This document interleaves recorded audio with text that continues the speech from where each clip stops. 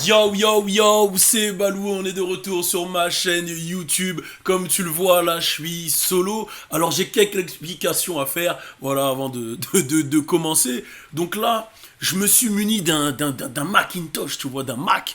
Et je vais vous mettre des petites animations, on va parler. Vraiment, je veux que ça soit une proximité, tu vois, que je laisse couler, on parle, je vais mettre des petites inserts, on va délirer ensemble. Derrière moi, il y a mon gars, regarde, il est juste derrière là, il est juste derrière. Il est juste derrière, il y a Malours. Là-bas, il y a Alisha, je sais pas si on t'entend, Alisha.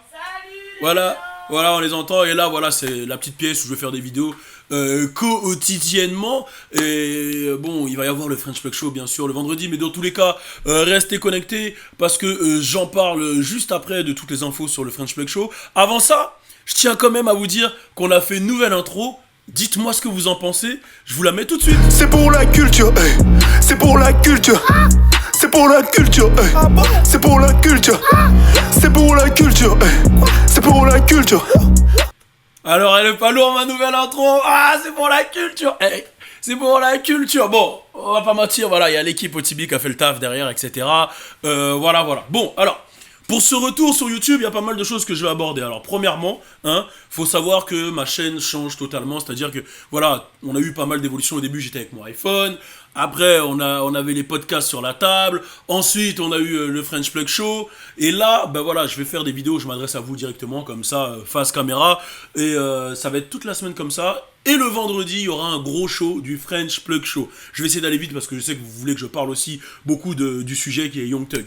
Cette année, je me lance dans pas mal de choses, dont le cinéma, entre guillemets, le 7e art. Je vais lancer déjà la série Récidive, on est toujours dessus. Là, il y a un concept assez big sur lequel je peux pas trop parler. Mais je peux vous mettre un petit extrait de Récidive pour ceux qui me suivent sur Instagram. D'ailleurs, suivez-moi. Vous pouvez aller voir, mon Instagram, c'est I'm French Balou. Sinon, je vous mets un petit extrait rapide, vous allez capter le délire. C'est moi le king. C'est quoi, je veux le quoi là? Avec la vie de ma mère. Eh gros, Donc voilà, ça c'est avec le budget, tu vois. Tiens, gros, vas-y, tes conneries. Eh, tiens, vas-y, tiens. Là, il est censé être bourré, frérot. Vas-y, tiens. Vas-y, comme, Vas-y, tiens. regarde, t'as tiré du C'est monde. quoi, vas-y. Quoi, C'est quoi, c'est à Los Angeles? Quoi, le monde? Tu veux quoi, là? Ouais, c'est quoi votre délire, vous? C'est quoi ça? C'est qui lui? C'est quoi lui? Quoi, mon frère? Quoi, il Quoi, mon frère? Ah, gros, Tu crois, on est chez nous, quoi? Ah, non, on vient de on est Paname. pas chez nous, cousin. Gros, comment ça, on est pas chez nous? Viens, on avance. Ici, c'est pas... Non. I'm a real LA nigga, man. Ouais, tu vas faire quoi? You wanna kill me? Va kill me, nigga. Ouais, on sait. Gros, la vie de ma mère, il va pas Mon frère, là, tu comptes en France ou pas, wesh? Voilà, bon, ça c'est le délire. C'est un petit bout de Récidive, mais il y aura plus de choses qui arriveront. Donc, vous le savez, Louis Aoda sort son projet aussi ce vendredi. Aoda 2, je vous en parle assez souvent, je pense que tout le monde le sait. Et pour fêter ça, il y a pas mal de choses qui arrivent. Et je peux en parler tout de suite d'ailleurs dans les choses qui arrivent. Bah, il va y avoir une grosse tournée ce week-end. On va faire une tournée. Vous vous souvenez du Aoda Gang Tour? Ben là, c'est toute l'équipe French Plug qui va venir vous voir. Justement, je vous mets les dates. Elles sont juste là. Donc, on sera à Bruxelles, parce qu'on m'a dit que c'est pas Bruxelles, c'est Bruxelles, au Grand Place, je sais pas, à midi. À Lille, à 16h30, de toute façon tout est écrit, 21h à Paris, ensuite, ça c'est le samedi 31 août, c'est ce samedi, dimanche, on sera à midi à Le Mans, et il y a une putain d'erreur, on sera, il y a une erreur, ça sera pas Le Mans, la deuxième date, ça sera à Nantes, mais il y a une petite erreur sur le flyer qui va être modifiée, je viens de le voir à l'instant, ça sera à Nantes, et ça sera à Place Royale, donc voilà, pour tous mes Nantais, on sera là, donc déjà Emma, il y a une erreur, il y a écrit 2 fois Le Mans, mon frère. Première vidéo, tu me fais, je m'affiche comme ça. Non, je m'affiche. Non, bon, plus sérieusement, voilà, il y a aussi Alisha et Fodje qui commencent à Génération avec dans le corner et ça fait super plaisir. Alors, faut savoir que voilà, moi à la base j'ai fait Génération depuis 2014, il y a eu plein d'interviews, plein de trucs. Et puis voilà, à un moment, moi il fallait que j'arrête les meilleurs pour reprendre le flambeau parce qu'ils sont meilleurs que moi vraiment. C'est vraiment Alisha et Fodje. Et je vous invite tous à les écouter du lundi au vendredi de 20h à 23h sur Génération ou à mater leurs interviews. Et bien sûr, on termine avec un dernier point. On va parler de OTB et de French Plug. Alors si vous êtes artiste, en tout genre, rap, tout ce que tu veux. Si tu veux ton clip par French Plug ou qui sera dispo sur French Plug, sur la chaîne YouTube et sur le Insta de French Plug réalisé par OTB, bah tu contactes, voilà, il y a l'email, il est juste en bas et tu rentres directement sur la page, etc. Bien sûr, on va parler monnaie. Là, grosse exposition, on parle argent. On est obligé, frérot, tout est gratuit, on est forcé de manger. Tu joues au con, on t'expose ta tête de melon. Bon, là, je suis sur le Mac actuellement de Emma, il reçoit des messages de Bibou, donc voilà, je lui dis, Bibou t'envoie des messages en direct. Hein. Je préfère te le dire, frérot, donc voilà. Je tiens pas à dire ce qu'il y a dans le message, c'est assez sexuel. Bon, alors on va parler de Young Thug, on est obligé d'en parler parce que il s'est passé pas mal de choses avec Young Thug.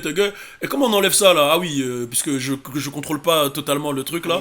Ah ouais, c'est bon. Là c'est bon, je suis en plein écran. C'est Emma Inform en même temps, donc là vous allez gaulerie. Donc on va parler de Young Thug. Donc il y a eu pas mal de choses avec Young Thug déjà. Bon, il y a eu la sortie de son projet So Much Fun. Donc voilà, je vais l'afficher là. Donc il y a eu la sortie de ce projet qui a fait vraiment beaucoup de bruit. Donc avant de rentrer dans le délire Young Thug, je sais que tout le monde pense que je suis un anti-Young Thug, et vous vous trompez. Young Thug, j'ai juste été déçu de ce qu'il donnait dans sa carrière par rapport à son potentiel et par rapport à sa reconnaissance dans le game, parce qu'il fait partie des mecs qui ont la plus grosse reconnaissance dans le game. Tout le monde dit voilà, Young Thug il a influencé ci, ça, et là où j'ai repris les gens, j'ai dit non, Lil Wayne a influencé ci, ça. Parce que Lil Wayne, bon, on en parle après, je restais sur Young Thug, En tout cas, je suis très très fier de ces scores parce que ça représente beaucoup. L'album est bon, on va parler musicalement, l'album est bon. Beaucoup de featuring, j'avoue qu'il y en avait vraiment beaucoup. Hein.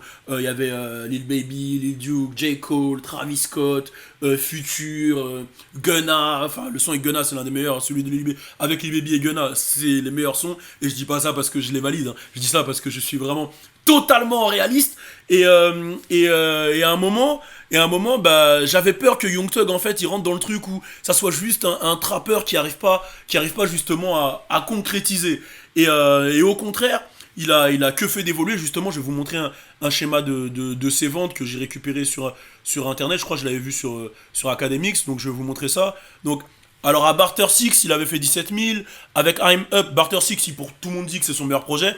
Avec I'm Up, il a fait 21 000. Slime C, de toute façon, vous voyez, 38 000, ensuite 37 000, 37 000, ensuite 75 000, et là 131K en première semaine. Donc c'est big pour Thug, c'est big pour la culture. Et je trouve que c'est un gros move. Et j'ai appris à redécouvrir vraiment Young Thug parce qu'il faisait pas vraiment d'interview.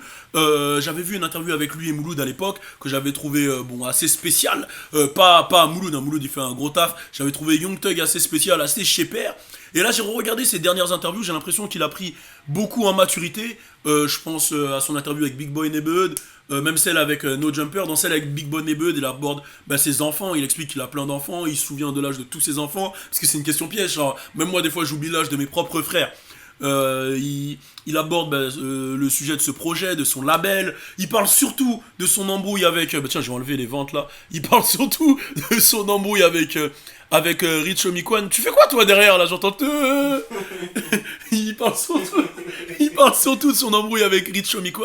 L'embrouille avec Rich Homie. Alors voilà, c'était le duo, on va pas se mentir. Quand Young Thug et Rich Homie ils sont arrivés, c'était la folie, hein. Rich Gang, c'était la folie. Moi, j'étais le premier à écouter, hein, Lifestyle, etc. J'étais dedans.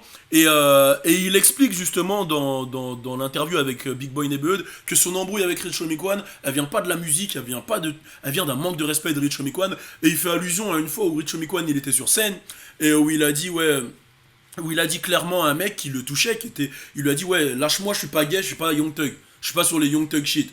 Et Young Thug, ça l'a blessé parce qu'à cette époque-là, voilà, Young Thug, il l'a dit dans l'interview de Big Boy Neighborhood, il a rien contre les gays, mais il est totalement pas gay, tu vois, il est hétéro, c'est le mec qui a grave des enfants et tout, et que à l'époque, tout le monde disait ouais, Young Thug est gay, et que son acolyte fasse une remarque comme ça l'a touché, il a dit, depuis ça, il y aura plus jamais de musique. Je me souviens qu'à l'époque, il y avait Gucci Mane qui avait essayé de les rapprocher ensemble, mais ça a un peu fucked up, on va dire, parce que Young Thug lui a clairement dit bon, Gucci frère, je te rappelle que c'est moi qui t'a remis sur pied quand t'as sorti de prison, tu me proposes 1 million pour chanter avec Rich Homie, j'ai pas besoin de ton argent. En gros, mec, je fais de l'argent, j'ai pas besoin de toi.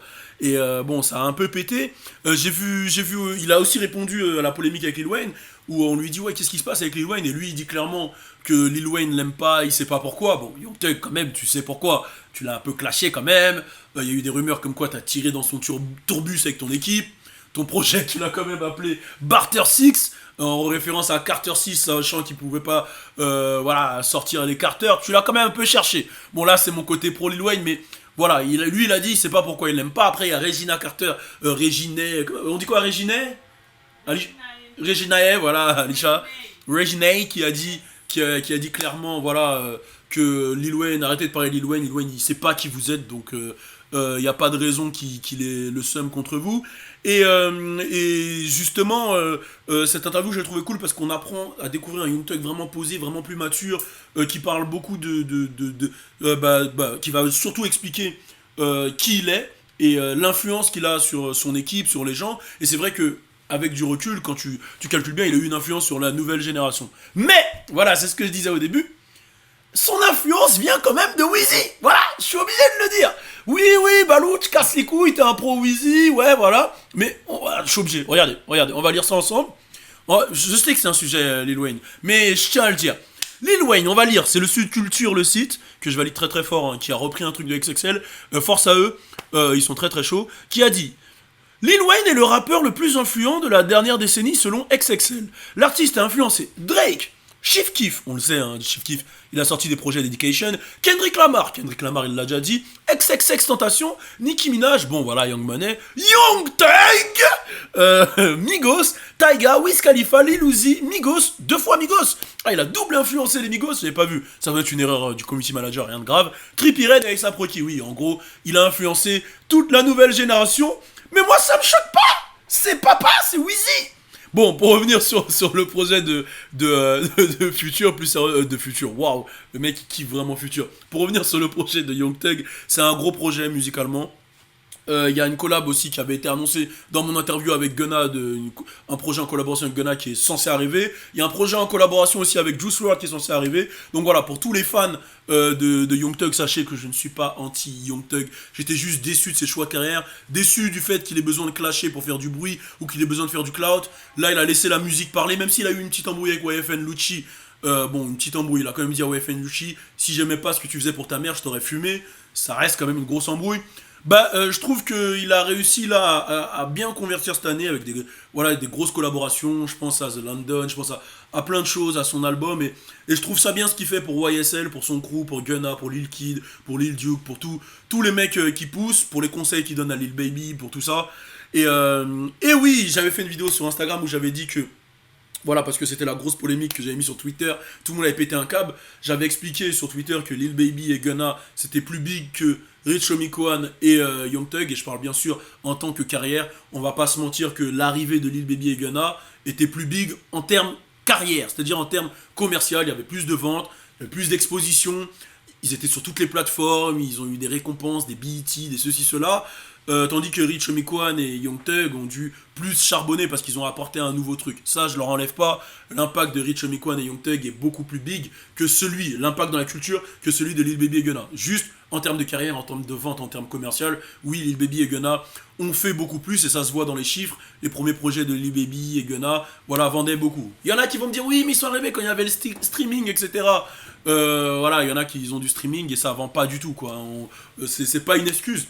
C'est pas du tout une excuse. À l'époque où Young Thug sortait ses premiers projets, il y avait des Drake qui faisaient déjà des 1 million. Bon, Drake, voilà, c'est une exception, mais il y avait du monde déjà qui vendait. Donc voilà, c'est un peu mon analyse de Today. En tout cas, grosse force à Thugga.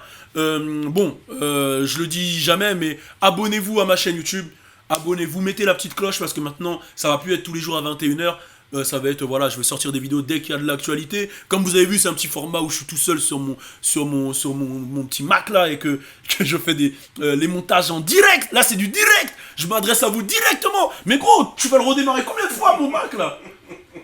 Bon, voilà. Donc voilà, bon, de toute façon, il y a une autre vidéo qui sort juste après, qui va parler de XXXTentacion. Aouda 2 est dispo vendredi. Et je vous le rappelle, le French Plug Show revient vendredi à 21h. Ça sera une fois par semaine. Mais ça va être big. Avec toute l'équipe comme d'hab. On est ensemble. Force à vous. La viole. Et il y a un truc que j'ai pas mis, je crois. J'ai pas mis le générique du French Plug Show. Est-ce qu'on se finit avec ça? Pour que les gens y connaissent. On va finir avec ça. Générique du French Plug Générique du French Plug Show. C'est parti, go! Hey, c'est pour la culture, hey. C'est pour la culture. Hey, y'a pas le son. C'est pour la culture, Wesh. hey. Bon, voilà, C'est pour la culture. surprise. C'est pour la culture. Pour la culture. Hey.